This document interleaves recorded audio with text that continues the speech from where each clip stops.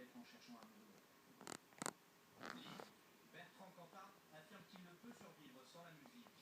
Il sait que son prochain album va l'exposer médiatiquement, mais refuse de devenir le symbole des violences faites aux femmes.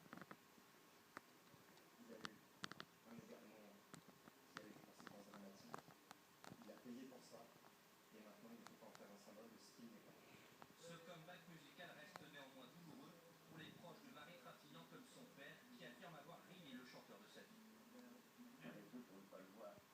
Vous éprouvez de la haine après mon père, toujours? Non, c'est pas, je ne peux pas dire que c'est de la haine. Vous voyez, moi, c'est quelqu'un que je ne veux pas rencontrer. La semaine dernière, le parquet de Bordeaux a en outre ouvert une enquête préliminaire sur la mort de Christina Radi, son ex-femme. Un suicide qui, selon le dernier compagnon de celle-ci, pourrait avoir été provoqué par des violences psychologiques du chanteur. Dans l'actualité judiciaire, relax confirmé pour le jeune homme de 18 ans accusé d'avoir participé à l'attaque du RERD en gare de Grigny dans l'Essonne. C'était en mars dernier, une vingtaine de jeunes avaient racketté les passagers d'un train.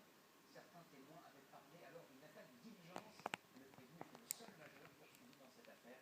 5 adolescents ont par ailleurs écopé en première instance de peine de prison avec sursis.